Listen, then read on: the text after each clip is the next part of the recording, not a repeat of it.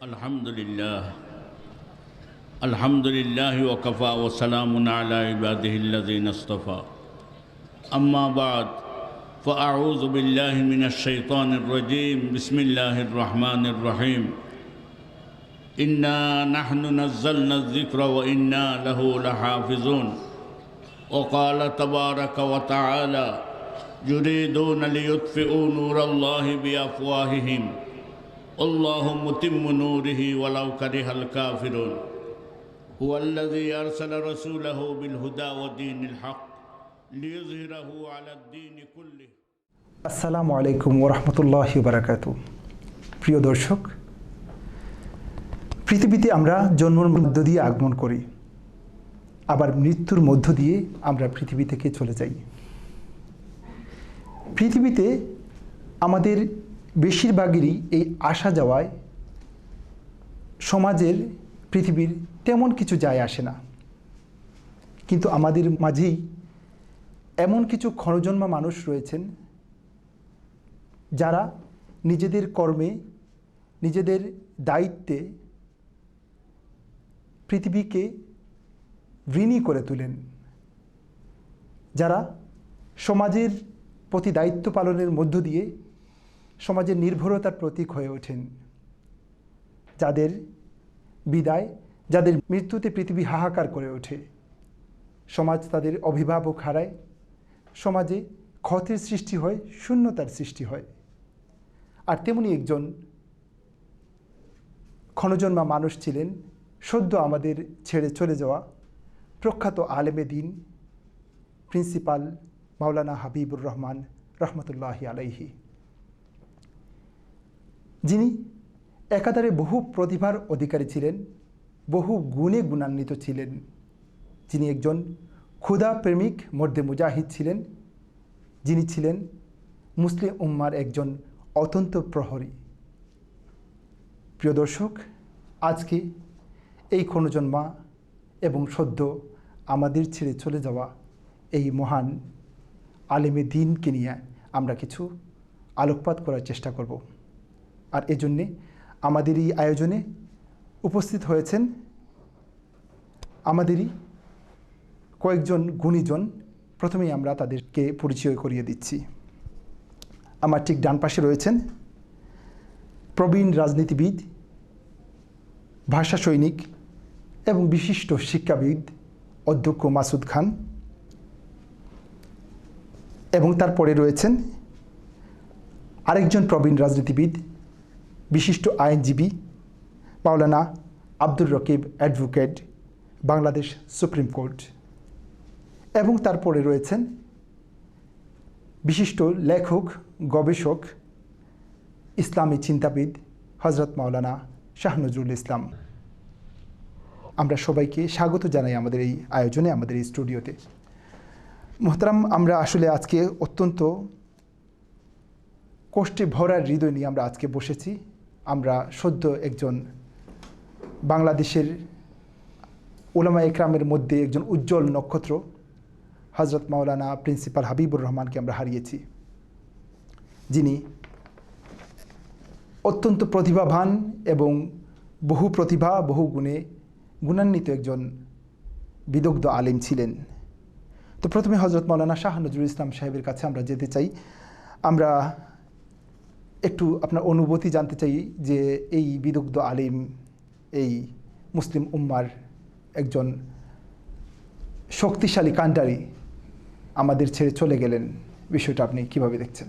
হযরত মাওলানা হাবিবুর রহমান সাহেব আমার শিক্ষক ছিলেন, ডাইরেক্ট শিক্ষক। আমি ওনার কাছে কোরআন মজিদ পড়েছি, তরজমা কোরআন, এবং একই সাথে ফতুল করিম ফি সিয়াসাতিন নবীল আমিন হজরত মাওলানা মুশাহিদ বাইমপুরি রহমতুল্লাহ আলাইহি শেখুল ইসলাম, তার লেখা এই কিতাবটিও ওনার কাছে আমার পড়ার সুযোগ হয়েছিল। তো আমি 1980 সাল থেকে তার সান্নিধ্যে আসি এবং 9 বছর 88 সাল পর্যন্ত কাজীর বাজার মাদ্রাসার ছাত্র ছিলাম, এবং 80 থেকে 2018 সাল পর্যন্ত তাকে আমার দেখার জানার সুযোগ হয়েছে। সেই প্রেক্ষিতে আমার যে অনুভূতি সেটি হচ্ছে যে প্রকৃত অর্থেই তিনি একজন মুজাহিদ আলিম ছিলেন, একজন সংগ্রামী আলিম ছিলেন, এবং আন্দোলন এবং সংগ্রামের বিষয়টা বাংলাদেশ এবং বাংলাদেশের সীমানা ছাড়িয়ে সেটা বিশ্বব্যাপীও প্রচারিত এবং তিনি পরিচিতি লাভ করেছিলেন। কিন্তু এর বাহিরেও তার একটি মহৎ জীবন ছিল। সেটি হচ্ছে যে আমরা তার তিলাওয়াত ছিল মনোমুগ্ধকর। কোরআন মজিদের তিলাওয়াত যখন তিনি করতেন তো সেটা শোনারই মনে চাইতো। তিনি পূর্ব কাজীর বাজার মসজিদে 1974 সালে ইমাম হিসাবে নিয়োজিত হয়েছিলেন, এবং আমরা জানি যে শেখে কোরিয়া তৎকালীন সময়ে বাংলাদেশের প্রথিতযশা আলেম রাজনীতিবিদ ছিলেন এবং পীর সাহেব ছিলেন। তার কাছে ইমাম চাওয়া হয়েছিল এবং তিনি হযরত মৌলানা হাবিবুর রহমান সাহেবকে মসজিদের ইমাম হিসেবে দিয়েছিলেন। সেখান থেকেই তিনি একটি মাদ্রাসার গোড়াপত্তন করেন। তো সেখানে তিনি যে কাজটি করতেন সেটা হলো মক্তব দিয়ে শুরু করেন, এবং সেখানে তার তিলাওয়াতে মুগ্ধ হয়ে এবং তার ওয়াজ নসিহত, এই ওয়াজ নসিহতের মধ্যে আধ্যাত্মিকতা ছিল, এর মধ্যে মানুষকে উজ্জীবিত করার মতো বিষয় ছিল, মানুষকে সচেতন করার মতো বিষয় ছিল। এই জন্য সিলেট শহরের বিভিন্ন প্রান্ত থেকে ওই জায়গাতে জুমার নামাজ পড়ার জন্য মানুষের ভিড় হতো। তো এটা একটি ছিল যে তিনি একজন ভালো খতিব হিসাবে সিলেট শহরে একেবারে কর্মের প্রারম্ভিক সময়েই পরিচিতি লাভ করেছিলেন, এবং একই সাথে তার আধ্যাত্মিক সাধনাও অব্যাহত ছিল। তিনি শেখুল ইসলাম হুসাইন আহমদ মদনী রহমতুল্লাহ আলাইহির খলিফা কুতবে দৌরান হযরত মৌলানা লুৎফুর রহমান বর্ণবী রাহিমাউল্লাহ, তার যে চিন্তা চেতনা ছিল সেই চিন্তা চেতনাতে প্রভাবিত ছিলেন, এবং তার যে মোনাজাতে মকবুল ছিল সেটা তিনি আবৃত্তি করতেন মোনাজাতের মধ্যে, যেটা মানুষকে খুব আপ্লুত করত। তো এটা ছিল। আর হলো যে তিনি একজন সৃজনশীল মানুষ ছিলেন। তিনি শিক্ষক হিসেবেও তার ছাত্রদের কাছে খুব প্রিয় ছিলেন। এই বিষয়টি দেশবাসী খুব একটু জানেন না। ছাত্রদের কাছে তিনি খুব প্রিয় শিক্ষক ছিলেন, এবং তার মধ্যে আরেকটা বিষয় ছিল যেটা আমি বলতে পারি যে তার ছাত্রদের মধ্যে তিনি উন্নত জীবন এবং বড় হওয়ার আকাঙ্ক্ষা সেটা জাগ্রত করতে পারতেন। তিনি আকাশের দিকে তাকাতে বলতেন তার ছাত্রদেরকে, আকাশের তারকা ধরার চেষ্টা করতে বলতেন। এর মাধ্যমে উচ্চশিক্ষার জন্য তিনি তার ছাত্রদেরকে উজ্জীবিত করতেন। যে কারণে আপনারা জানেন যে কাজীরবাজার মাদ্রাসা থেকে এসএসসি এইচএসসি পরীক্ষা দিয়ে দাখিল আলিম পরীক্ষা দিয়ে হাজারো শিক্ষার্থী ছাত্র এখন সরকারে বিভিন্ন পর্যায়ে কর্মরত আছেন। ইউনিভার্সিটিতে কলেজে প্রফেসর হিসেবে কাজ করতেছেন, তারা বিশেষ ক্যাডারে গেছেন, তারা এরকমভাবে বিভিন্ন প্রতিষ্ঠানে প্রিন্সিপাল হয়েছেন, কলেজে প্রিন্সিপাল হয়েছেন। এটা কাজীরবাজার মাদ্রাসা একটা কওমি মাদ্রাসা, কিন্তু এটা কেন হয়েছে? এটি হয়েছে প্রিন্সিপাল মৌলানা হাবিবুর রহমান সাহেবের উদ্দীপনা এবং তার ছাত্রদেরকে তিনি বড় হওয়ার যে আকাঙ্ক্ষা জাগ্রত করেছেন তার মধ্য দিয়ে। আমি তাকে বলবো যে অনেক বিষয় আছে যেটি তিনি এটা প্রতিকৃত হিসাবে তিনি কাজ করেছেন। আমার স্পষ্ট মনে আছে একটি বিষয় যে একটা সময় ছিল যে মাদ্রাসাগুলোতে বাংলা চর্চা ছিল না, কিন্তু তিনি কাজীরবাজার মাদ্রাসা যখন সেকেন্ডারি পর্যায়ে তখন থেকেই এই মাদ্রাসাতে তিনি বাংলা চর্চার সূচনা করেন। কাফেলা নামে একটি বার্ষিকী প্রকাশ করেন এবং ছাত্ররা এই কাফেলা নামে একটি দেয়াল পত্রিকা প্রকাশ করেন। প্রথম দেয়াল পত্রিকাটি আমার সম্পাদনায় প্রকাশিত হয়েছিল এবং সেখানে তিনি নিজের হাতে লিখে দিয়েছেন। তার হাতের লেখা অত্যন্ত চমৎকার ছিল। নিজের হাতে লিখে দিয়েছিলেন এই সম্পাদকীয়টি। তো আমি এই দিকটি আপনাদের সামনে এটা স্পষ্টভাবে দায়িত্ব নিয়ে বলতে পারি যে আজকে আমাদের এই কওমি মাদ্রাসাগুলোতে বাংলা চর্চার যে জাগৃতি এসেছে সেটা সূচনা করেছিলেন মৌলানা, কওমি মাদ্রাসাতে আমি বলতেছি, যেটা সূচনা করেছিলেন মৌলানা প্রিন্সিপাল মৌলানা হাবিবুর রহমান সাহেব। তার মাদ্রাসা থেকে প্রথম বার্ষিকী বের হয়, তার মাদ্রাসা থেকেই প্রথম হাতের লেখা দেয়াল পত্রিকা বের হয়। আজকে বাংলাদেশে সবকটি কওমি মাদ্রাসা থেকে এগুলো হচ্ছে, এবং আপনারা জানেন এর রেজাল্ট কি, যে কাজের বাজার মাদ্রাসা থেকে বহু প্রখ্যাত লেখক বের হয়েছে। আমরা লেখালেখি করি, সেই লেখার উদ্দীপনা আমরা লাভ করেছি সেখান থেকে। অনেকটা যে একটা আধুনিক চিন্তাধারার অধিকারী ছিলেন, প্রগ্রেসিভ চিন্তাধারার অধিকারী ছিলেন।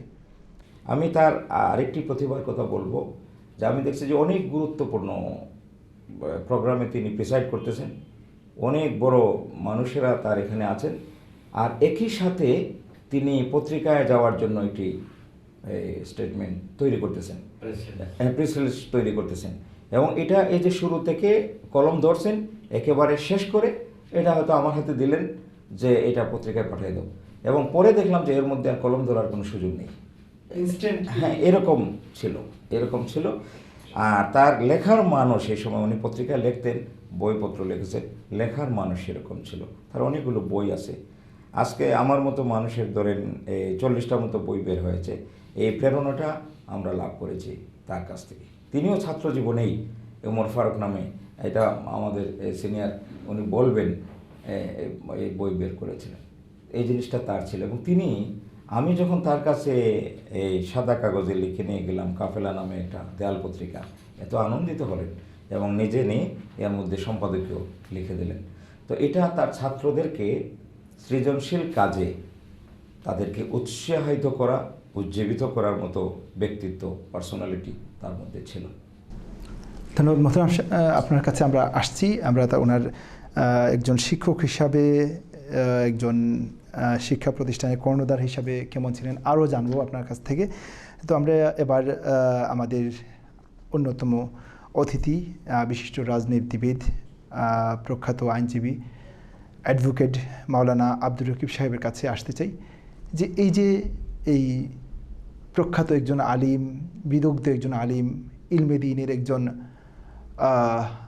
বিদগ্ধ খাদিম আমাদের ছেড়ে চলে গেলেন, যেটা মাওলানা শাহ নজরুল ইসলামের কণ্ঠ থেকে আমরা শুনছিলাম। এই যে ওনার বিদায়ে আমাদের জাতি কি হারালো, সে বিষয়ে যদি আপনি একটু আলোকপাত করেন। বিসমিল্লাহির রহমানির রহিম। প্রিন্সিপাল হাবিবুর রহমান সাহেব একজন অনন্য ব্যক্তিত্বের অধিকারী ছিলেন, এবং বাংলাদেশের বর্তমান পরিস্থিতিতে এই ধরনের একজন ইসলামিক নেতার প্রয়োজন ছিল খুবই বেশি। আমাদের অতি সন্নিকটে যে জাতীয় যে সমস্যা, এটার পরিপ্রেক্ষিতে আজকে সব ধরনের সবই সোচ্চার। ইসলামের যে এই দেশের যে মৌলিক মূল অবস্থান, বাংলাদেশের মূল ভিত্তি হচ্ছে ইসলাম। এই ইসলামী রাজনীতিটা যেখানে নেতৃত্বের অভাবে আজকে পিছনে পড়েছে, সেই সময় প্রিন্সিপাল মৌলানা হাবিবুর রহমান সাহেব এর বিদায়টা শুধু আমাদের জন্য বেদনাদায়ক নয়, জাতির জন্য ক্ষতিকর। মুসলিম জাতির এটা বিরাট ক্ষতি হয়েছে বলে আমি মনে করি। ধন্যবাদ মাওলানা অ্যাডভোকেট জনাব আব্দুর রকিব সাহেব অত্যন্ত সুন্দর মূল্যায়নের জন্যে।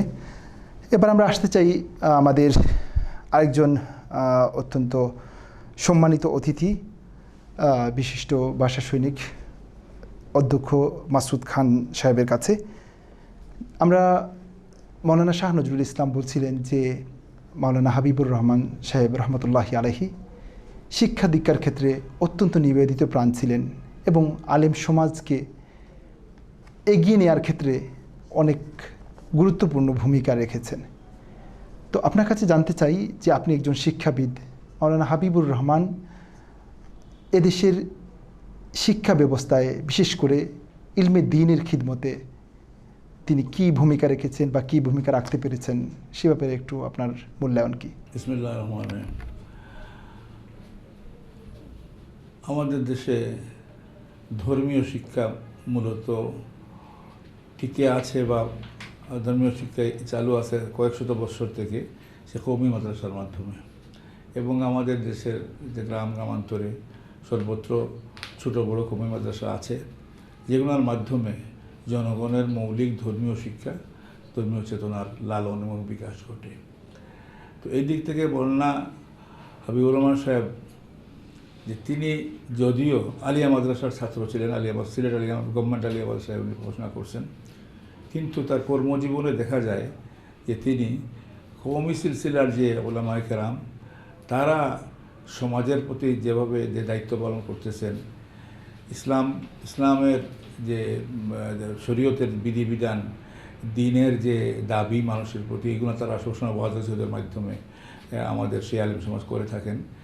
সেই ক্ষেত্রে মওলানা হাবিবুর রহমান অত্যন্ত গুরুত্বপূর্ণ ভূমিকা রাখছেন এবং শুধু তিনি নিজেও বিভিন্ন সময় ওয়াজ-নসিহতে উপস্থিত থাকতেন, তার সাথে সাথে তিনি নিজে একটা মাদ্রাসাও প্রতিষ্ঠা করছেন। এই কাজী বাজার মাদ্রাসা যখন তিনি করেন, আমি কয়েক বছর আগে ঠিক মনে করতে পারতেছি, এখানে শুরুতে আমি একদিন গিয়েছিলাম ওনার ওখানে, অনেকক্ষণ বসে কথা আলাপ আলোচনা হয়েছিল ওনার সাথে। সেই সময় থেকে আজ পর্যন্ত, এই মৃত্যুর পূর্ব পর্যন্ত আমার সাথে সম্পর্ক ছিল। তো আমি তাকে একজন ব্যতিক্রমী আলেম হিসাবে দেখেছি। সাধারণত আলেম ওলামারা কিন্তু কিছুটা সমাজ বিচ্ছিন্ন থাকেন, তারা তাদের নিজের কাজকর্ম নিয়ে মানুষের ব্যস্ত থাকেন, যে ওয়াজ নসিহত, পড়াশোনা, দ্বীনি তালিম বিতরণ ইত্যাদি। কিন্তু সামাজিক সমস্যা যেগুলো আছে, অর্থনৈতিক, রাজনৈতিক ইত্যাদি সমস্যা নিয়ে বিষয়ে তারা অনেকটা নির্লিপ্ত থাকেন। কিন্তু মওলানা হাবিবুর রহমান সাহেব এই দিক দিয়ে একটা আমি বলবো যে অত্যন্ত ব্যতিক্রমী ব্যক্তিত্ব ছিলেন। তিনি সমাজের যে কোনো একটা সমস্যা আসুক, অর্থনৈতিক সমস্যা, রাজনৈতিক সমস্যা, সাংস্কৃতিক সমস্যা, এবং বাংলাদেশের মানুষের বৃহত্তর জনগোষ্ঠী 90% বাংলাদেশি মুসলমান মানুষ, সেই মুসলমানদের ধর্মীয় চেতনার পরিপন্থী কোথাও কখনো কোনো কিছু যদি হয়, তাহলে আমি বলবো যে প্রথম প্রতিবাদী হয়তো কোনো কোনো সময় তিনিই ছিলেন, কোনো কোনো সময় প্রথম প্রতিবাদীদের মধ্যে তিনি শরিক ছিলেন। তো এইভাবে আমরা তার কর্মজীবনে একদিকে শিক্ষার সেবা করা, আরেকদিকে সমাজের মধ্যে যে ইসলামী চেতনা, ইসলামী চেতনাকে জাগ্রত রাখা এবং তার পরিপন্থী যে সমস্ত কর্মকাণ্ড সেইগুলোর মোকাবিলা করার জন্য তার মতো এরকমভাবে বলিষ্ঠ ভূমিকা রাখতে আমি কম দেখেছি। এবং বিভিন্ন সময় বিভিন্ন ইস্যু এই সিলেট শহরেও আমি দেখেছি হয়েছে, তিনি কিন্তু যে ভূমিকা রেখেছেন, শেষ পর্যন্ত যারা যে অপকর্ম করতেছিল তারা শেষ পর্যন্ত আত্মসমর্পণ করতে বাধ্য হয়েছে। তো এই দিক দিয়ে হাবিবুর রহমান সাহেবের আজকে যে উনি চলে গেলেন আমাদের মধ্যে থেকে আল্লাহর অমুক বিধানে, কিন্তু আমরা একজন এই ধরনের একটা ব্যক্তিত্ব হারালাম এবং গোটা ইসলামী সমাজ আমি বলবো যে কিছুটা দুর্বল হয়ে গেল। এবং এই দুর্বলতা কখন কিভাবে কাটবে বুঝতে পারছি না এখনও, কিন্তু এটা যে দুর্বল আমরা হয়েছি এ ব্যাপারে কোনো সন্দেহ নেই।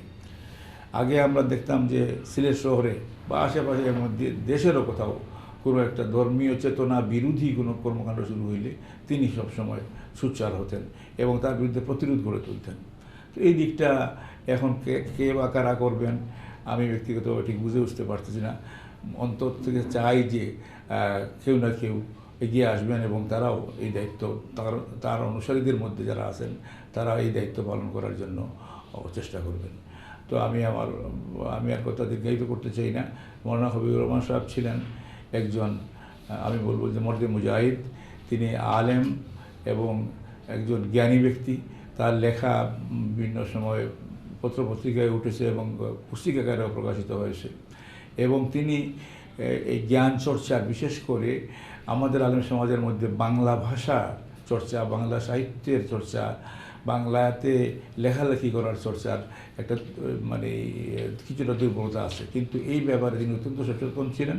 তিনি নিজে লেখালেখি করতেন এবং তার ছাত্রদের, তার সহকর্মীদের উৎসাহিত করতেন এবং এইভাবে তার মাধ্যমে অনেক আলেমদের মধ্যে অনেক লেখক তৈরি হয়েছেন। এটাও একটা অত্যন্ত উল্লেখযোগ্য বিষয়। তো আমি আমার কথা দীর্ঘায়িত করতে চাই না। আপনাকে একটা সম্পূর্ণ প্রশ্ন করতে চাই, যেটা আপনি আপনার আলোচনা বলছেন যে প্রিন্সিপাল হাবিবুর রহমান রহমতুল্লাহি আলাইহি যেভাবে শিক্ষার ক্ষেত্রে অবদান রেখেছেন, ঠিক তেমনিভাবে সমাজের এবং বিশেষ করে ধর্মীয় ক্ষেত্রে যে বাতিল শক্তি যখনই মাথা ছাড়া দিয়ে উঠতে চেষ্টা করেছে, তিনি তার প্রতিবাদ করেছেন, প্রতিহত করার চেষ্টা করেছেন। তো এখন প্রিন্সিপাল হাবিবুর রহমান আমাদের কাছ থেকে বিয়োগ হয়ে গেলেন, আপনি কি মনে করেন যে প্রিন্সিপাল হাবিবুর রহমানের অনুপস্থিতিতে বাতিল শক্তি কি আবার মানে একদম গজিয়ে ওঠার কি আবার চিন্তা ভাবনা করবে? এইভাবে আশঙ্কা করা না গেলেও আমরা সাধারণত দেখতে পাচ্ছি আমাদের সমাজে বিভিন্ন সাংস্কৃতিক কর্মকাণ্ডের নামে ধর্মীয় মূল্যবোধ বিরোধী সব কর্মকাণ্ড হচ্ছে, গান, নাটক ইত্যাদি বিভিন্ন রকমের এর মধ্যে। তো এই যে এই কাজটা তো মৌলানা হাবিবুর রহমান সাহেব যখনই তার নজরে পড়ছে এটা তিনি প্রতিরোধ করছেন, বাধা সৃষ্টি করছেন, জনমত সৃষ্টি করছেন। এবং আমি দেখছি বিভিন্ন সময় তার সমস্ত কর্মপ্রচেষ্টায় প্রায় সবই সফল হয়েছে। তিনি যেটা করতে চেষ্টা করেছেন সেগুলো সফল হয়েছে। তো এই ধরনের একটা ব্যক্তিত্বকে হারিয়ে আজকে আমরা বাংলাদেশের মুসলমানরা কেন গোটা মুসলিম উম্মা একজন কি বলবো একজন বলিষ্ঠ ব্যক্তিত্ব আমরা হারালাম, দিনী ব্যক্তিত্ব, বলিষ্ঠ দিনী ব্যক্তিত্বকে আমরা হারালাম। ধন্যবাদ মোহতারাম, অত্যন্ত সুন্দর মূল্যায়নের জন্যে। আসলে আমরা একজন সত্যিকারী একজন দিনী ব্যক্তিত্বকে হারিয়েছি, এদেশের একজন সম্পদকে হারিয়েছি। আবার আমরা মাওলানা শাহ নজরুল ইসলামের কাছে আমরা আসতে চাই। আপনি আপনার ওনার শিক্ষা ব্যবস্থা নিয়ে উনি যে গুরুত্বপূর্ণ ভূমিকা রেখেছেন সেটা আপনি বলছিলেন। একজন শিক্ষক হিসাবে আপনি যেহেতু ওনার ছাত্র ছিলেন, একজন শিক্ষক হিসাবে মাওলানা হাবিবুর রহমান কেমন ছিলেন? আপনি ওই মূল্যায়নে ছিলেন, আমরা বলছিলাম যে পরে আসি, আপনি এই ব্যাপারে মূল্যায়ন করুন। তো আমি আপনাদের সামনে আজকে সাধারণে কিছু অজানা তথ্য আগে উপস্থাপন করতে চাই। সেটা হচ্ছে যে প্রিন্সিপাল মৌলানা হাবিবুর রহমান সাহেব, আমি আগে বলছিলাম যে তার তিলাওয়াত অত্যন্ত মনোমুগ্ধকর ছিল। একজন আলিম হিসাবে তিনি খুব বেশি কোরআন তিলাওয়াত করতেন। আর আমরা যখন এই মাদ্রাসায় ভর্তি হয়ে 80 সালে, তখন তিনি 5 ওয়াক্তই নামাজ পড়াতেন। বাহিরে ওয়াজ মাহফিলে গেলেও ফজরের নামাজ রাত্রে 3টার সময় ওয়াজ থেকে ফিরে এসেছেন, কিন্তু ফজরের নামাজ এই ইমামতি তিনি ঠিকই করতেন এবং লম্বা কেরাতে নামাজ পড়াতেন। এটা তার ছিল। 5 ওয়াক্ত নামাজে তিনি ইমামতি করতেন। আর রমজান মাসের দৃশ্যটা অন্যরকম ছিল। সেই সময়ে সিলেট জাগ্রত থাকতো এবং মদিনার পরিবেশ সৃষ্টি হতো রমজানুল মুবারকে। আমরা দেখেছি যে দরগা মাদ্রাসায় সেখানে ইমাম সাহেব হজরত মৌলানা আকবর আলী সাহেব যে আরিফ বিল্লাহ, তিনি সেখানে জমায়েত তাকে কেন্দ্র করে জমায়েত হতো দরগা মসজিদে।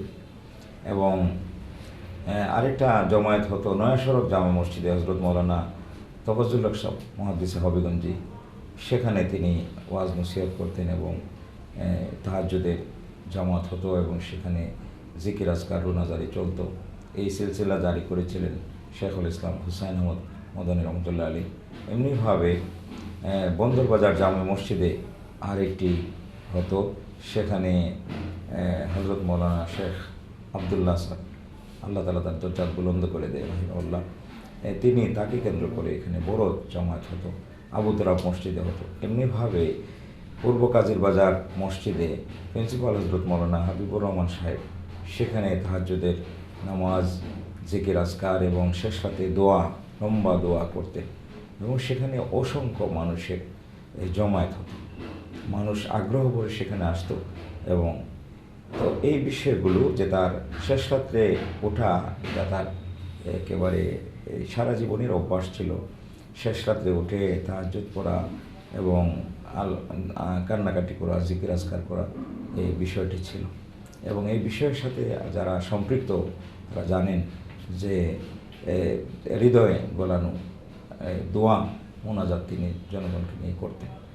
মৌলানা হাবিবুর রহমানের মানে যৌবনকালের ইবাদত সম্পর্কে অনেকের মুখে শোনা যায় যে তিনি অত্যন্ত জজবার সাথে মানে ইবাদতে মনোনিবেশ করতেন এবং বিশেষ করে রমজান শরীফ আসলে ওনার সম্পর্কে শোনা যায় যে একদম হাবিবুর রহমান নাকি বদলে যেতেন। ওনার সিনিয়ররা বলতেন যে মৌলানা হাবিবুর রহমান রমজান মাস আসলে অনেকটা সেটা ছিল। আমি আগে বলেছি যে তিনি ভাব শিষ্য ছিলেন, যদিও তার মুর্শিদ ছিলেন বদরপুরের হজরত মৌলানা আব্দুল জলিল সাহেব রাহিমাউল্লাহ। তিনি মদনী সাহেব রহমতুল্লাহ খলিফা ছিলেন, কিন্তু আসলে তিনি ভাবশিষ্য ছিলেন বরুণার সাহেব রহমতুল্লাহ আলী। তার এতে তিনি প্রভাবিত ছিলেন। জি, হজরত মৌলানা লুৎফর রহমান সাহেব, ওনার চিন্তা চেতনায় এবং ওনার মোনাজাতে তিনি প্রভাবিত ছিলেন। আমি আরেকটি বিষয়ে এখানে উপস্থাপন করতে চাই, সেটি হচ্ছে যে তখনকার সময়ে আমরা এ তদঞ্চলে জনসেবার ক্ষেত্রে অগ্রসর তার মতো আর কোনো আলিমকে খুঁজে পাই নাই। আমার সেখানে পড়াশোনাকালীন সময়ে যতবার বন্যা হয়েছে ততবার ওনাকে দেখছি যে ব্যতিব্যস্ত হয়ে যেতেন। ওনার ছাত্র, ওনার বন্ধুবান্ধব সবাইকে কাজে লাগিয়ে পুরাতন কাপড়, চিরা, মুড়ি, মেজ, গুড় এগুলি নিয়ে ট্রাক বোঝাই করে, নৌকা বোঝাই করে ওই দিরাইতে আমি তার সাথে গিয়েছি, বানিয়াচং, আজমেরিগঞ্জে গিয়েছি, এরকম বিভিন্ন জায়গাতে, গোয়াইনঘাটে, কানাইঘাটে গিয়েছেন। মানে ব্যতিব্যস্ত হয়ে পড়তেন। এই সময় পড়াশোনা এগুলি প্রতি তার ওনার হলো যে মানুষ যারা বিপন্ন তাদেরকে সাহায্য করতে হবে, এই ব্যতিব্যস্ততা, পেরেশানি তার মধ্যে আমি দেখেছি। আপনারা জানেন যে এই পেরেশানির ক্ষেত্রে যে ছিল সেটা তিনি সংক্রমিত করতে পেরেছেন তার ছাত্রদের মধ্যে। এবং আলহামদুলিল্লাহ এখন আমরা বলতে পারি যে কাজীর বাজার মাদ্রাসায় পড়নেওয়ালা জামিয়া মাদানিয়া থেকে এরকম অনেক মৌলানা বের হয়েছেন যারা দেশে বিদেশে ফিলান্থ্রপিতে ভূমিকা রেখে যাচ্ছেন এবং তারা সংস্থা কায়েম করেছেন। তিনিও তার মাদ্রাসায় আল মারকাজুল খায়রি আল ইসলামী নামে একটি সমাজ কল্যাণ সংস্থা চালু করেছেন এবং তার ছাত্ররাও এরকম অনেকগুলো সংস্থা চালু করেছেন, যারা লন্ডনে, আমেরিকাতে আছেন, কানাডাতে, অস্ট্রেলিয়াতে আছেন, যারা মিডল ইস্টে আছেন, তারা এরকম সমাজ কল্যাণের ক্ষেত্রে তারা এগিয়ে এসেছেন এবং তারা বহুমুখী সমাজ কল্যাণের কাজ করে যাচ্ছেন। আরেকটা বিষয় আমি এখানে বলতে চাই যে ওনার মাদ্রাসায় থাকাকালীন সময়েই আমি শেখুল ইসলাম হুসাইন আহমদ মদনী রহমতুল্লাহ আলাইহির লেখা নেসাবে তালিম অনুবাদ করেছিলাম। এটি প্রথমে দেয়াল পত্রিকায় বের হয়েছিল, তারপরে আনোয়ারে মদিনায় ছাপা হয়। তিনি সে বিষয়টিকে অবলম্বন করেন এবং তার মাদ্রাসাতে কারিগরি ইউনিট চালু করেন। প্রথমবারের মতো আমি মনে করি বাংলাদেশে কাজের বাজারের আগে, এখন অনেক মাদ্রাসাতেই আপনারা জানেন যে কারিগরি ইউনিট চালু হয়েছে, কিন্তু তার মাদ্রাসায় প্রথমে চালু হয়েছিল। এটারও তিনি প্রতিকৃত হিসাবে তিনি কাজ করেছিলেন। তো এমনিভাবে তার এই কার্যক্রমের মধ্যে আছে যে উচ্চশিক্ষার দিকে তার ছাত্রদেরকে উজ্জীবিত করা। তা আমরা এই ক্ষেত্রে এখন আপনারা জানেন যে এই অনেকগুলো আলিয়া মাদ্রাসার প্রিন্সিপাল কাজী বাজার মাদ্রাসার ফারিক, অনেক কলেজের প্রিন্সিপাল কাজী বাজার মাদ্রাসার ফারিক এবং অনেক ক্যাডার সার্ভিসের লোকজন আছে এখন যে এই মাদ্রাসা থেকে ফারিক হয়েছেন। তো এটা তার একটি সাফল্য যে তিনি তার ছাত্রদেরকে বড় হওয়ার শিক্ষাদান করেছিলেন। আমরা তার আন্দোলন সংগ্রামের কথাটা বেশি জানি, কিন্তু তার আধ্যাত্মিকতার বিষয়টি জানি। তিনি একজন পীর ও মুর্শিদ ছিলেন এবং বদরপুরি সাহেব রহমতুল্লাহ আলাইহির তিনি খলিফাও ছিলেন। আর তার ভাষা জ্ঞানও ছিল। সাধারণত যে সময়টার কথা আমি বলতেছি সেই সময়ে আমরা বাংলা ভাষা চর্চা করতাম না, কিন্তু তিনি বাংলা ভাষায়, শুদ্ধ ভাষায় বক্তব্য রাখতে পারতেন, উদ্দীপনামূলক বক্তব্য রাখতেন এবং একই সাথে শুদ্ধ বাংলায় তিনি লিখতে পারতেন, যে বাংলাকে ধাক্কা দেওয়ার মতো ছিল না। সেই সময়ে পত্রপত্রিকা ইত্তেফাকেও তার লেখা প্রকাশিত হয়েছে। আর হলো যে অনেকগুলো বই তিনি রচনা করেছেন। একই সাথে তিনি খুব ভালো উর্দু জানতেন, লিখতেও পারতেন এবং ফার্সিও জানতেন, আরবিও জানতেন এবং ইংরেজিও জানতেন। তো এই যে বিষয়গুলো, তার মধ্যে যে সুপ্ত প্রতিভা ছিল, ইংরেজিতে কথা বলতে পারতেন, আরবিতে কথা বলতে পারতেন, উর্দুতে তো কথা বলতেনই, বাংলা ভাষায় কথা বলতেন, ফার্সিও তার জানা ছিল। তো এই ভাষা জ্ঞান এটি তার ছিল এবং তিনি তার ছাত্রদের মাঝেও তিনি বলতেন যে এইগুলো চর্চা করার জন্য। আর ছিল তিনি খুব মাতৃভক্ত ছিলেন। আমি এইরকম একটি ঘটনা বলতে চাই যে এক সময় আমরা এই মাদ্রাসার জায়গা জমি নিয়ে ইত্যাদি নিয়ে আমরা খুব আন্দোলন সংগ্রাম মুখর ছিলাম। সেই সময়টাতে হঠাৎ করে পরীক্ষা চলে আসলো, ত্রৈমাসিক পরীক্ষা। তো সেই পরীক্ষার সময়ে আমরা ছাত্র নেতৃবৃন্দ যারা ছিল তাদের মধ্যে ছিলাম। তো আমাদেরকে ছাত্ররা ধরলো যে আমরা লেখাপড়া করি না, এই পরীক্ষাটা আমরা দিতে পারবো না, এখন পরীক্ষার তো রুটিন হয়ে গেছে। সেই সময় আমাদের এই নাজিম সাহেব ছিলেন হজরত মৌলানা আব্দুল মুহাইমিন সাহেব, আল্লাহ তাআলা তার দরজাকে বুলন্দ করেন রাহিমাহুল্লাহ। তো তিনি আবার লেখাপড়ার বিষয়ে খুব শক্ত ছিলেন, লেখাপড়া হতে হবে। তো এই জন্য এই সময় যে স্টাফ ছিল, সেই সময় স্টাফের মধ্যে আমাদের ডোফাসি হুজুর, হজরত মৌলানা জয়নাল আবদিন সাহেব, হজরত মৌলানা গৌসুদ্দিন সাহেব রাহিমাহুল্লাহ, হজরত মৌলানা মাহমুদ হুসাইন এবং শেখুল হাদিস লন্ডনে আছেন। খুব শক্ত মজবুত একটি স্টাফ ছিল কাজীর বাজার মাদ্রাসাতে।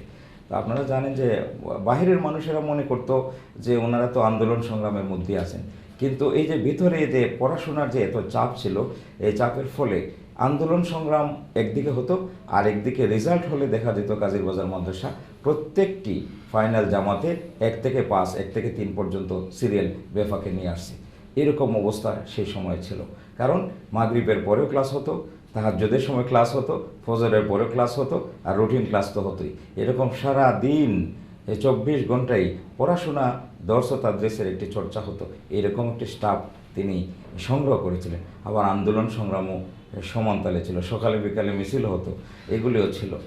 মোহতারাম, এটা প্রিন্সিপাল আপনি যে প্রসঙ্গে বলছিলেন যে মাওলানা হাবিবুর রহমান সাহেবকে বলা হয় যে বাতের শক্তি, যেটা অধ্যক্ষ মাসুদ খান সাহেবের বক্তব্যে এসছে, যে বাতের শক্তির বিরুদ্ধে একটা বলিষ্ঠ কণ্ঠস্বর, একটা বড় ধরনের আতঙ্ক। এই আপনাকে বলবো যে এই বিষয়গুলো সবাই বলবে, আমি কিছু এই যে বিষয়গুলো আলোচনা হবে না সেই বিষয়গুলো আপনাদের সামনে আনতে চাচ্ছি। এই বিষয়গুলো 100% মানুষ এগুলো বলবেন। হ্যাঁ, আপনি যে কথাটা বলেছেন এটার রেজাল্টই হচ্ছে যে অভূতপূর্ব জানাজা হয়েছে। এই জানাজাটি তার জীবন ও কর্মের সাক্ষী হয়ে আছে। যারা জানাজাটি দেখেছেন বা প্রত্যক্ষদর্শী হয়ে আমরা দেখেছি, এবং যারা এই নেটের মাধ্যমে দেখেছেন, টেলিভিশনে দেখেছেন, তারা দেখেছেন যে আমার আন্দাজ হচ্ছে 2.5 থেকে 3 লক্ষ মানুষের সমাবেশ হয়েছে।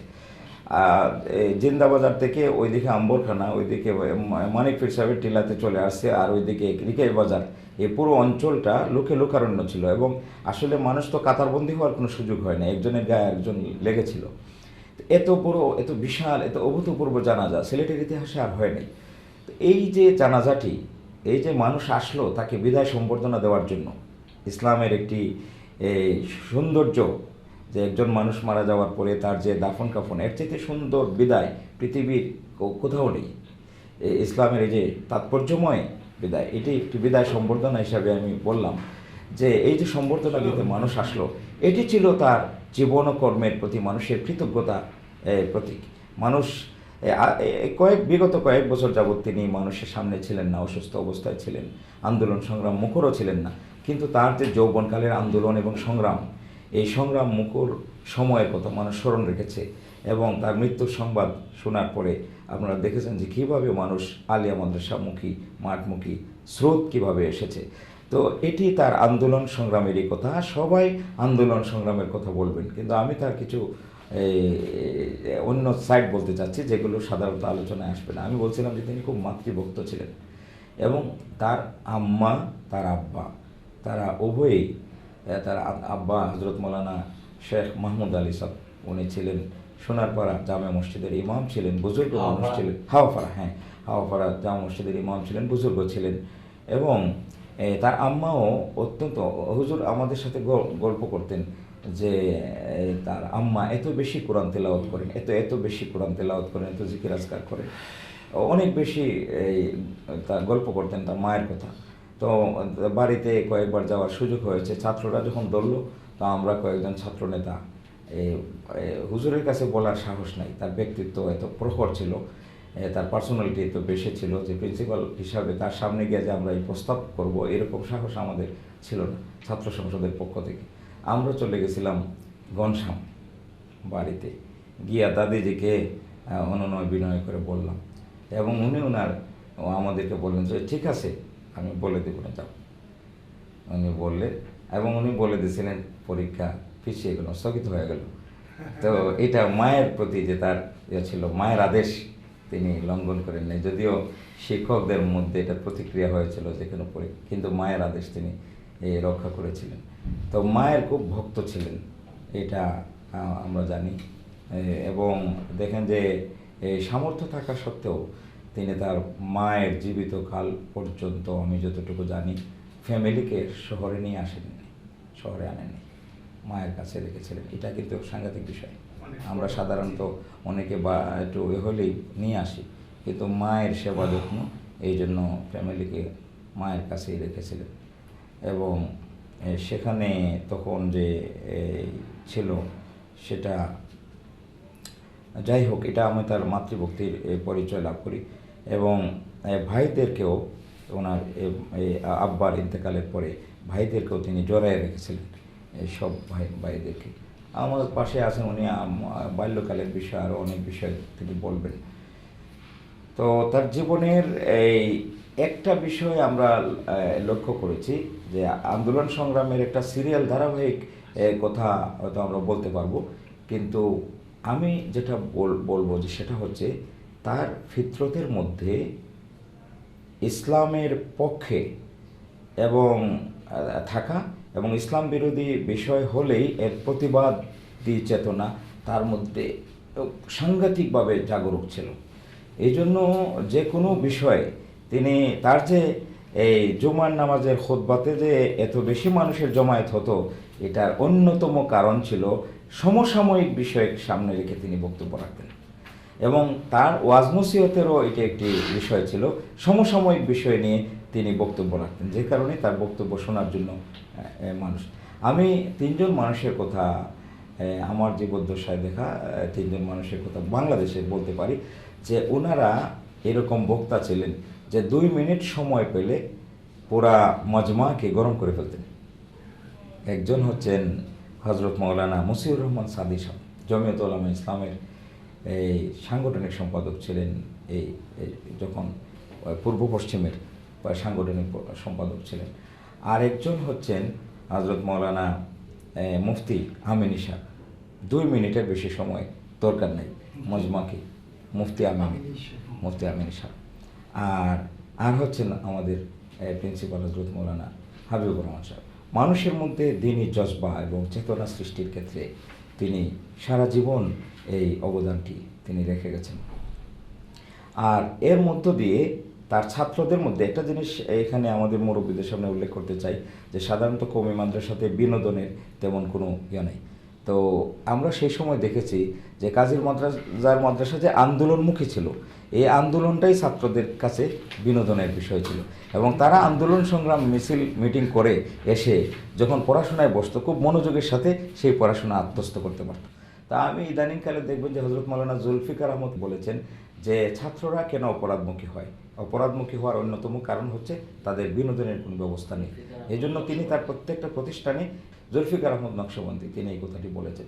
তো আমাদের প্রিন্সিপাল হজরত মৌলানা হাবিবুর রহমান সাহেব এই জিনিসটি, তিনি আরেকটা জিনিস তার মধ্যে ছিল যে শিক্ষক হিসাবে তিনি কোনো ছাত্রদেরকে যে যেমন গালাগালি করা বা তাকে মারামারি করা, এটা তার মধ্যে ছিল না, এই জন্য ছাত্ররা তখন যখন প্রিন্সিপাল হাবিবুর রহমান সাহেব যখন মানে শিক্ষা দীক্ষার ক্ষেত্রে যে ভূমিকা রাখছেন, আপনি যে সময়টার কথা বলছেন, তখন তো প্রচলনটা এরকম ছিল যে বাবারা সন্তানদেরকে উস্তাদের কাছে দিয়ে বলতেন যে এই নিন আমার সন্তান, গোশত আপনার আর হাড় আমার। সেই সময়ে তিনি এই, আমি কোনো ছাত্রকে মারতে দেখিনি, তাকে মারতে দেখিনি।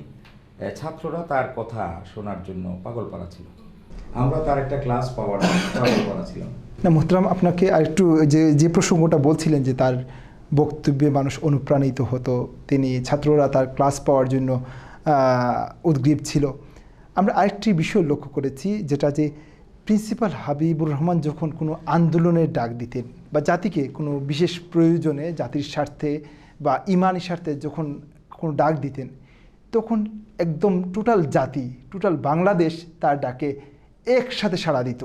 তিনি যখন বক্তব্য রাখতেন, যেটা আপনি বলছিলেন যে তিনি যখন বক্তব্য রাখতেন তখন মানুষ, শ্রোতারা প্রচণ্ডভাবে জজবায় অনুপ্রাণিত হতো। আমরা জানতে চাই যে এই জিনিসটা কেন হতো? আরও তো অনেকেই বক্তব্য রাখতেন, হয়তো তারটার মতো সবারটা এরকম মানে পরিলক্ষিত হতো না। এটার মূল কারণটা কি আপনার কাছে? আমার কাছে যেটা মনে হয় সেটা হলো যে তার যে সামাজিক দায়বদ্ধতার বিষয়টা তার মধ্যে জাগরুক ছিল, যে কারণে তিনি মানুষের পালস বুঝতেন, মানুষের চাহিদাটা তিনি বুঝতে পারতেন এবং সেই চাহিদা অনুযায়ী তিনি বক্তব্যটা রাখতে পারতেন। আরেকটা বিষয় আপনি দেখেন যে এই শহরে যে তিনি তার একটি রাজনৈতিক দৃষ্টিভঙ্গি ছিল, তার একটি রাজনৈতিক দল ছিল, কিন্তু একটা সামাজিক সম্পর্ক এই শহরের সকল পর্যায়ের রাজনৈতিকদের সাথে ছিল, অরাজনৈতিকদের সাথেও ছিল, সমাজকর্মীদের সাথেও ছিল, জনপ্রতিনিধিদের সাথেও ছিল, তাবলিগের সাথেও ছিল। এই বিষয়টা কিন্তু সকলের মধ্যে পাওয়া যায় না। আইসোলেটেড হয়ে বসে থাকেন। হযরত মাওলানা হাবিবুর রহমান সাহেব কোনো আইসোলেটেড ব্যক্তিত্ব ছিলেন না, বরং সকলের সাথে তার একটি সামাজিক সামঞ্জস্যপূর্ণ ভারসাম্যপূর্ণ সম্পর্ক, মানে যেখানে দিনের মেহনত আছে সেখানেই তার মানে সহযোগিতা। আরেকটা ছিল যে তিনি তার মাদ্রাসার জন্য, দেখেন এটা আমরা মাদ্রাসার জন্য চাঁদা করতেন, কিন্তু সেই চাঁদার মাঝেও একটি আভিজাত্য ছিল, যে একেবারে ফকিরের মতো যে গিয়ে মানুষকে, এরকম ছিল না। তিনি অনেক সময় যে এই তার অফিসে বসে ফোন করতেন যে আমার মাদ্রাসা এরকমভাবে, অথবা এলিট ক্লাসকে উনি দাওয়াত দিতেন, খুব ভালো কাচ্চি বিরিয়ানি করে খাওয়াইতেন, তারপরে বলতেন আমার মাদ্রাসারই, মানে তার যে এই কাজটা যে মাদ্রাসার জন্য তো প্রয়োজন, সবাই করে, মানে সামাজিক দায়বদ্ধতা হিসেবে করতেন। কিন্তু এই কাজের মধ্যেও তার যে ব্যক্তিত্ব, তার যে পার্সোনালিটি, তার যে তার যে ঐতিহ্য, তার যে কি বলবো আভিজাত্য, এটা কিন্তু তিনি বহাল রাখতেন। তার চলাফেরার ক্ষেত্রেও সেটা তিনি বহাল রাখতেন। তো এটা ছিল। আর একটা বলবো আমি, যে আপনি যে প্রশ্নটা করছেন এর জবাবে, যে তিনি শুধুমাত্র ধর্মীয় বিষয় নিয়ে এই কথা বলেন নাই। আমরা অনেক সময় আসি যে ধর্মীয় বিষয় নিয়ে কথা বলি, তারপরে আর কোনো খোঁজখবর থাকে না। কিন্তু আপনি দেখেন যে একেবারে তার ছাত্র জীবন থেকে, সেই বিষয়ে উনি ভালো বলবেন, ছাত্র জীবন থেকে আঞ্চলিক যে সমস্ত দাবি দাওয়া, জনমানুষের যে সমস্ত দাবি দাওয়া, সেই বিষয়গুলো তিনি উচ্চারণ করেছিলেন বলিষ্ঠভাবে। আপনি দেখেন যে সিলেট অঞ্চলে যে বিভাগ আন্দোলন হলো, সেই বিভাগ আন্দোলনে তিনি অগ্রসর ভূমিকা পালন করেছিলেন। তো আঞ্চলিক ক্ষেত্রে আমি আগে বলেছি যে মানুষের বিপন্ন মানুষকে সাহায্য সহযোগিতা করার ক্ষেত্রেও তিনি ভূমিকা পালন করেছেন, এবং আঞ্চলিক দাবি দাওয়া আদায়ের ক্ষেত্রেও, যে সিলেটের দাবি দাওয়া আদায়ের ক্ষেত্রেও তিনি ভূমিকা পালন করেছিলেন। এমনিভাবে আপনার যে স্থানীয় আন্দোলন গজিয়েছে, সেই সমস্ত ক্ষেত্রেও, সেটা ধর্মীয় হইতে পারে, রাজনৈতিক হইতে পারে, সামাজিক কারণে হইতে পারে, সেগুলোর ক্ষেত্রেও কিন্তু তিনি ভূমিকা পালন করেছেন, যে কারণে একটি সার্বজনীন গ্রহণযোগ্যতা জনগণের মধ্যে, এবং তার প্রতি সার্বজনীন একটি শ্রদ্ধাবোধ, সম্মানবোধ জাগ্রত হয়েছিল, যেটার প্রমাণ হচ্ছে তার শেষ বিদায়। ধন্যবাদ মোহতারাম মাওলানা শাহ নজরুল ইসলাম সাহেবকে, এত চমৎকার কিছু তথ্য দিয়েছেন যেগুলো আমাদের জানা ছিল না।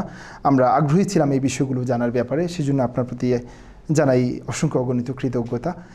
এবার আমরা আসতে চাই প্রখ্যাত রাজনীতিবিদ অ্যাডভোকেট মাওলানা আব্দুর রকিব সাহেবের কাছে। আমরা আপনার কাছে জানতে চাই যে প্রিন্সিপাল মাওলানা হাবিবুর রহমান, আমরা জানি যে আপনার বাল্যকাল থেকেই পরিচিত, তার বাল্যকাল সম্পর্কে আমাদেরকে একটু বলুন, তার পড়াশোনা, তার ফ্যামিলি, এবং কোথায় তিনি পড়াশোনা করেছেন, কিভাবে, এই ব্যাপারে যদি আমাদেরকে একটু আলোকপাত করেন। প্রথমে হযরত মাওলানা শাহ নজরুল সাহেব প্রিন্সিপাল হাবিবুর রহমান সাহেব সম্বন্ধে যে মূল্যায়ন করেছেন, বিভিন্ন বিষয়ে উল্লেখ করেছেন, আমি ওনাকে মোবারকবাদ জানাই, সঠিক তথ্য দিয়েছেন। প্রিন্সিপাল হাবিবুর রহমান আমার ঘনিষ্ঠ, আমার চাচাতো ভাই, এবং ওনার জন্ম হইল আমার পাশের ঘর বাগালাক।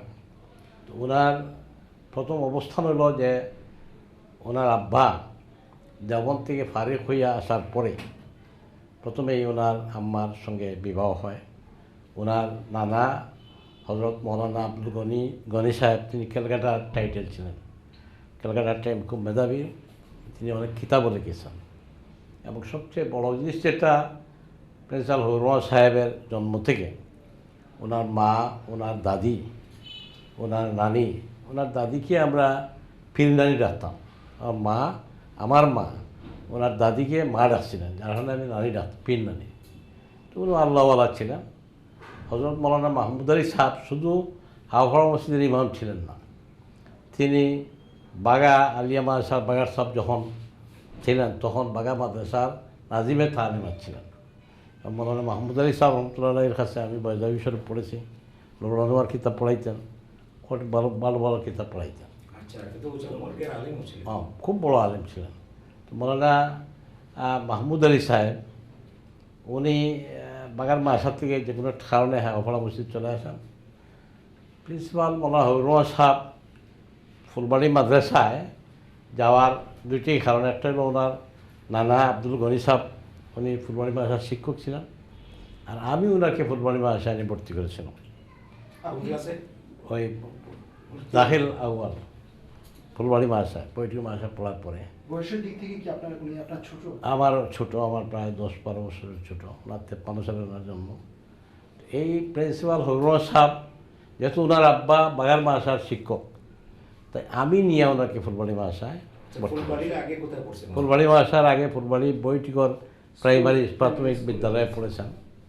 তো সেখানেও তিনি প্রথম ছিলেন, সবসময় তিনি প্রথমই ছিলেন, মেধাবী ছিলেন। এবং তার ব্যাকগ্রাউন্ডটা যে মানে আল্লাহওয়ালা একটা পরিবেশ, আর ইন্নামাল আমালবিন নিয়ত যেটা, ওনার সারা জীবন মানে আমি ছোটোকাল থেকে খুলে নিয়েছি ওনাকে, আমি দেখেছি, বিভিন্ন সময় দেখেছি। ওনার নিয়তি ছিল ইসলামের জন্য কিছু করা, সমাজের জন্য কিছু করা। উনি শুধু যে ইসলামের জন্য জেহাদ করেছেন তাই নয়, উনি প্রথমেই খুব সম্ভব 1964 সাল প্রথম ওনার সংগঠন হল হাজিপুর মুসলিম যুব সংঘ, উনি সেক্রেটারি। মানে আমরা হাজিপুর 5টা গ্রাম আছে, এই গ্রাম মিলাইয়া উনি সাধারণ সম্পাদক। না ফুলবাড়ি মাদ্রাসায় দাখিল দোমে পড়েন। এই সময়ে তিনি হাজিপুর মুসলিম যুব সংঘ সাধারণ সম্পাদক। এটা আমার যতটুকু মনে হয় আর কি, এটা ভুল হবে না ইনশাল্লাহ। এই সময় থেকে এই হাজিপুর এরিয়াতে কোনো সময় যে গোড়ার দৌড় হইতো, এইটা শরীয়ত বিরোধী, ওইটা প্রতিরোধ প্রথম উনি করেছেন। উনি ওনার দাদাও আলিম, একই গ্রামের, বাবাও আলিম।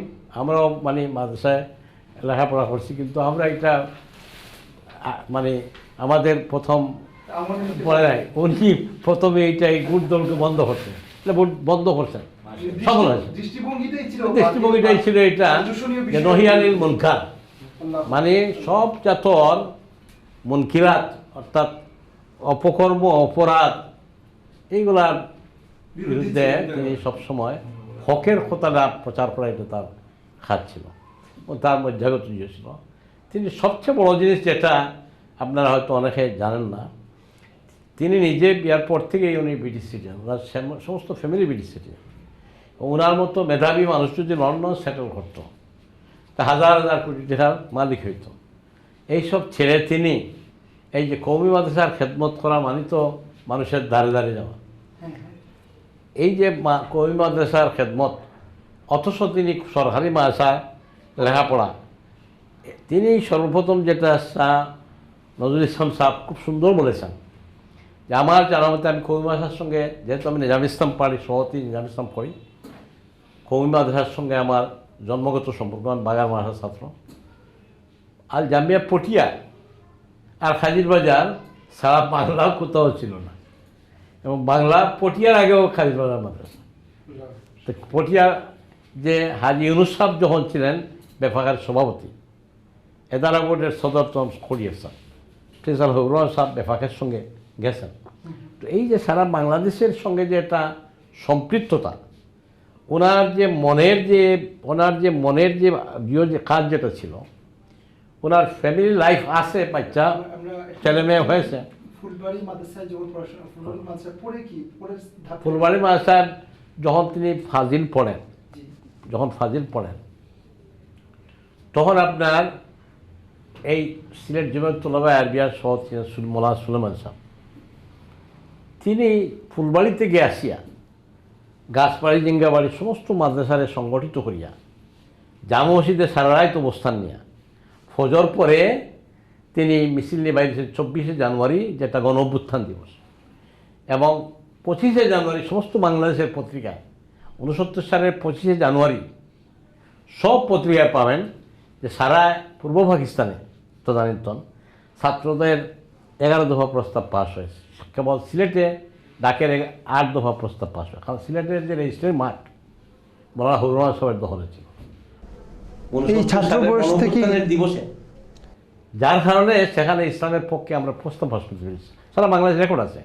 25 জানুয়ারি 1970 পত্রিকা বাইর হলেন, সেখানে পাবেন যে সারা ইস্ট পাকিস্তানে সমস্ত ছাত্র সংগ্রাম পরিষদের 11 দফা প্রস্তাব পাস হয়, সিলেটে কেবল ডাকের 8 দফা প্রস্তাব। এটা হলো ডিউ টু মৌলানা হবিবুর রহমান। ওনার নেতৃত্বে সারা টাউন যে মিছিল হয়েছে না, ওই দিন ওইটা আমি সমর্থন করি বা না করি, কোনো ফ্যামিলি প্ল্যানিংয়ের কোনো সাইনবোর্ড আর ওই দিন তার নেই। সারা শহর পরিষ্কার পরিচ্ছন্ন।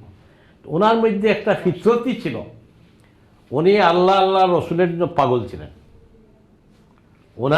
ওনার মধ্যে যে জজবাই যেটা মানুষের যেটা ধরা পড়তো, অনেক সময় অস্বাভাবিক কিছু ধরা পড়তো যখন, এই জজবাটা আমি যেহেতু ছোটোকাল থেকে শিশুকাল থেকে দেখেছি, এই যে জজবাটাই ছিল ওনার আল্লাহ আল্লাহ রসুলের জন্য এই জজবাটা, এবং তার জীবনটাই ছিল আল্লাহ আল্লাহ রসুলের জন্য তিনি কোরবান করে গেছেন। তার টোটাল পড়াশোনাটা কি মানে ফুলবাড়ি মাদ্রাসায় শেষ ফুলবাড়ি করে? মাদ্রাসা ফাজিল শেষ হইয়া আছে। হ্যাঁ, তার পরবর্তী সিলেট আলিয়া এসে কামিল Complete করে। ফার্স্ট ক্লাস পাইছে। সিলেট আলিয়া যখন সিলেট আলিয়া। তখন হাওয়াপাড়াতে হাওড়াতে তখন ওনার আব্বা ছিলেন, মানে আব্বা আগেই মারা গেছে। উনি আপনি যে কথাটা বলছিলেন যে তিনি লন্ডন ইংল্যান্ডের সিটিজেন হওয়া সত্ত্বেও তার টোটাল ফ্যামিলি ইংল্যান্ড। আরেকটা ব্যাপার যে তিনি তো সিলেট সরকারি আলিয়া মাদ্রাসা থেকে কামিল, মানে এখন বর্তমানে এটাকে মাস্টার্সের মান বলা হয়, তখনও সরকারি মানে মান ছিল। তিনি চাইলে তো গভর্নমেন্ট জবে যাইতে পারতেন। হ্যাঁ, ফার্স্ট ক্লাস পাওয়া সত্ত্বে, তাইলে তারপরও তিনি কেন এই নিজে থেকে এসে আবার আরেকটা কওমি মাদ্রাসা সবচেয়ে বড় ত্যাগ হলো এই ছাড়াও বহু ধরনের সুযোগ সুবিধা ওনার জীবনে পাইছে, কিন্তু এই মাদ্রাসা যে দিনী মাদ্রাসা কওমি মাদ্রাসার যে খেদমতটা, এটার মূল রহস্য হলো এই, আমিও কওমি এবং সরকারি মাদ্রাসা মিক্স দুই দিকেই পড়ি। অর্থাৎ কওমি মাদ্রাসা পড়েছি, বাগান মাদ্রাসা পরীক্ষা দিচ্ছি ফুলবাড়ি থেকে, সিলালিয়া থেকে। ওনার সঙ্গে এইসব নিয়ে আলোচনা, উনি হইল ওনার আব্বা এবং আম্মা, যেটা শাহ নজরুল সাহেব বলছেন, ওনার আব্বা এবং আম্মার প্রতি এত বেশি ভক্ত ছিলেন। ওনার আব্বা সরকারি মাদ্রাসায়, উনিও ফুলবাড়ি মাদ্রাসায় পড়েছেন, রানাফিং মাদ্রাসায় পড়েছেন, দেওবন্দের পারে। আগে এক সময় ওনার ওয়ালিদ সাহেব, ওনার মাহফুজ সাহেব, আগে ফুলবাড়ি মাদ্রাসা পড়িয়া জিঙ্গাবাড়ি পড়িয়া অনেকেই দেওবন্দি যেত। কিন্তু কওমি মাদ্রাসার যে ব্যবস্থা, যেটা শিক্ষা ব্যবস্থা, এটাতে ওনার প্রাধান্য ছিল যে এটি দিনের শিক্ষা বেশি হয়ে যেত, এরকম সমর্থন ছিল। এবং উনি সবচেয়ে বড় জিনিস যেটা, যে সারা উপমহাদেশের বড় আলেম হযরত মৌলানা আসাদ নঈর রহমতুল্লাহ আলাইহি, উনি আমাদের বাড়িতে আসছেন। আমার বাড়ি মানে ওনার ঘরে, ওনার ঘরে আবদুল্লাহ দরহাস্তি সাহেব, মুফতি মাহমুদ সাহেব, ওনার মামার বাড়ি মাহমুদ হোসেন সাহেবের বাড়িতে, মৌলানা হাবিবুর রহমান, এই সমস্ত মানে পাকিস্তানের আলিম ওলামা, ইন্ডিয়ার আলিম ওলামা, ওই সব বিষয়টা বিচিত্র ব্যাপার। একটা মানুষ দ্বারা এত কাজ যে হয়, যে সব আলিম ওলামা সবার সাথে যোগাযোগ করে আবার নেতৃস্থানীয় ব্যক্তিরা আবার ওনার এখানে আসে, ওনাদের খেদমত করা, দিনের খেদমত, মাদ্রাসা খেদমত, পরিবার পরিচালনা, সব কিছুর ব্যাপারে একটা মানে একটা মানে অদ্বিতীয় মানুষ বলা যায়। এখানে আরেকটা বিষয় আমি হযরত মৌলানা অ্যাডভোকেট আব্দুর রকিব সাহেবের সাথে সুর মিলিয়ে উল্লেখ করতে চাই যে 1974 সালে সিলেট সরকারি আলিয়া মাদ্রাসাতে কামিলে একটাই ফার্স্ট ক্লাস এসেছিল, এবং সেটা ছিল হযরত মৌলানা হাবিবুর রহমান সাহেব। আর যেখানে উপস্থাপক বললেন যে সরকারি চাকরি নিতে, তা তো অবশ্যই সেই সময় ফার্স্ট ক্লাস খুব রেয়ার থাকতো, এবং সেই সময়ে এই ধরনের মেধাবী মানুষকে ডেকে নিয়ে চাকরি দেওয়া হতো। কিন্তু তিনি সেই চাকরিতে যান নাই, লন্ডন পরীক্ষা করছেন, চাকরিতে যান নাই। সেখানে এরকম একটি, এটা হলেও চাকরিতে গেলে বা লন্ডনে গেলে তো আজকে জামিয়া মাদানিয়া কাজীর বাজারের মতো একটি বিশ্বখ্যাত প্রতিষ্ঠান হতো। ধন্যবাদ মোহতারাম শাহ নজরুল ইসলামকে আপনি যোগ করার জন্য। তো আমরা এবার সর্বশেষ জানতে চাই মৌলানা আব্দুর রকিব সাহেবের কাছ থেকে একটু সংক্ষেপে বলুন যে গণমানুষের, যেটা আপনি বলছিলেন আপনার গণমানুষের দাবি দাওয়া আদায়ে মৌলানা হাবিবুর রহমানের ভূমিকা খুব সংক্ষেপে 1 মিনিটের মধ্যে। গণমানুষের অর্থাৎ ইসলাম যে পূর্ণাঙ্গ জীবন বিধান, এটা রাষ্ট্র পরিচালনা করার একটা ইমানের দায়িত্ব। এই দায়িত্ববোধ ওনার ছিল। উনি ইমানি দায়িত্ব মনে করতেন যে রাষ্ট্রকে সঠিক পথে পরিচালিত করা, সমাজকে সঠিকভাবে পরিচালিত করা, ইসলামের মূল্যবোধ সব জায়গাতে প্রতিষ্ঠা করা, এটা ইমানি দায়িত্ব। এটা ওনার মানে একটা একই ছিল এবং ওই ইসলাম যে পূর্ণাঙ্গ জীবন বিধান সমাজের রাষ্ট্রের সর্বক্ষেত্রে উনি এটা প্রতিষ্ঠা করার জন্য ওনার দৃঢ় বিশ্বাস নিয়ে ইমান একিনের সাথে তিনি আন্দোলন করতেন। মূলত ইমানি জজবাটাই ছিল তার মূল হোতা। ধন্যবাদ অ্যাডভোকেট মাওলানা আব্দুর রকিব সাহেবকে, অত্যন্ত সুন্দরভাবে তার বাল্য জীবন এবং তার সম্পর্কে আরও অনেকগুলো তথ্য দিলেন। আমরা আসলে জানতে শুনতে ইচ্ছে করছে, কিন্তু সময় স্বল্পতার কারণে আমরা আর আসলে বেশি আলোচনায় যেতে পারতেছি না। তো এবার আমরা সর্বশেষ যে বিষয়টি নিয়ে আমরা জানতে চাবো আমাদের অন্যতম গুণী ব্যক্তিত্ব ভাষাবিদ অধ্যক্ষ মাসুদ খান সাহেবের কাছে, যে এই যে মাওলানা হাবিবুর রহমান বিদায় বেলা যে বিশাল রিসিপশন পেলেন আল্লাহর পক্ষ থেকে, মানে লক্ষ লক্ষ মানুষের অংশগ্রহণে সুবিশাল জানাজা,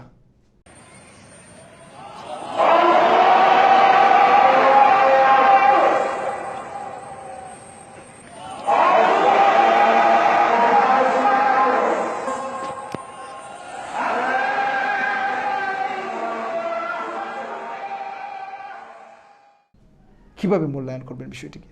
আমি এই শহরেরই বাসিন্দা এবং ছোটোবেলার থেকেই এখানে বড় হয়েছি, পড়েছি, পড়াশোনা সব কিছু, বহু জানাজা দেখেছি, বহু সমাগম দেখেছি, কিন্তু আমি এই ধরনের একটা জানাজাতে এত মানুষের সমাগম খুব কমই চোখে পড়ে।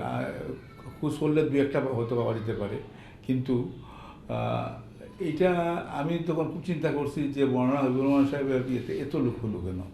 যে কথাগুলো ইতিপূর্বে বিভিন্ন জন বলেছেন আমাদের যে এখানে উপস্থিত আছেন তার যে জীবনের যে বিভিন্ন দিক এবং ধর্মীয় দিক, দ্বীনি জ্ঞান চর্চার, মাদ্রাসা প্রতিষ্ঠার দিক সব কিছুই তো আছে, এটা আরও অনেকেরও আছে, কিন্তু তার যে গণমুখীনতা, মানুষের এবং দেশের যে কল্যাণের যে চিন্তাটা তার মধ্যে, যখনই দেখেছেন তিনি যে গণস্বার্থের বিরুদ্ধে, মানুষের কল্যাণের বিরুদ্ধে, অথবা বাংলাদেশের মুসলমানদের ধর্মীয় চেতনার বিরুদ্ধে কোনো কিছু, তো আমি আগেই বলেছি যে প্রায় ক্ষেত্রে দেখা যেত প্রথম প্রতিবাদী তিনি, গোটা বাংলাদেশের মধ্যে প্রথম প্রতিবাদী তিনি, এবং সেই প্রতিবাদটা ধীরে ধীরে ধীরে ধীরে আপনার একটা জনমত তৈরি হতো, তারপরে জনমত সংগঠিত হইত, আন্দোলন হইত, এবং শেষ পর্যন্ত এই যে আন্দোলন, সেই আন্দোলন সফলতার সাথে সমাপ্ত। প্রায় একজন সফল নেতা ছিলেন এবং সফল নেতা ছিলেন। এবং এই যে মানুষ যেটা, এটা আশ্চর্যের ব্যাপার যে উনি তো দীর্ঘদিন ধরে অসুস্থ থাকার কারণে ওনার জনগণের সাথে সম্পর্ক ইত্যাদি কমে গেছে, তারপরেও প্রচারণাও সেরকমের হয় নাই, কিন্তু এত মানুষ যে উপস্থিত হয়েছে জানাজাতে, এতে বোঝা যায় যে এই শহরের বা এই সিলেটের আরও গ্রামাঞ্চলের সহ আর কি, সিলেটের অন্যান্য অঞ্চল সহ সব মানুষের মানে মনের যে মণিপুরা, তার একটা স্থান ছিল। প্রকৃতপক্ষে মানুষের ভালোবাসার পাত্র ছিলেন তিনি। এইটা একটা স্বাভাবিক জনস্রোতের মতো আসিয়া ধন্যবাদ মোহতারাম। আমরা অত্যন্ত সুন্দর আপনাদের কাছ থেকে অত্যন্ত প্রাণবন্ত এবং আসলে হৃদয় ছোঁয়ার মতো কিছু আলোচনা শুনলাম। আমরা এই আমাদের সদ্য ছেড়ে যাওয়া প্রখ্যাত আলেমে দিন, বাংলার জমিনের একজন ইমানি সিপাহসালার হজরত মাওলানা প্রিন্সিপাল হাবিবুর রহমান সাহেব রহমতুল্লাহি আলাইহি সম্পর্কে। দর্শক, আল্লাহ সুবহানাহু ওয়া তাআলা তার কালামে মাজিদের মধ্যে বলছেন, ওয়াইজ ক্বালা রাব্বুকা লিল মালাইকাতি ইন্নী জাইলুন ফিল আরদি খলিফা। আল্লাহ বলছেন যে মানুষকে আমি পৃথিবীতে আমার প্রতিনিধি হিসেবে প্রেরণ করেছি। বাস্তবে পৃথিবীতে আমরা আল্লাহর প্রতিনিধি হিসাবে, আল্লাহর দাস হিসাবে নিজেদেরকে কতটা প্রমাণ করতে পারি, কতটা আল্লাহর প্রকৃত দাস হিসেবে নিজেদেরকে গড়ে তুলতে পারি।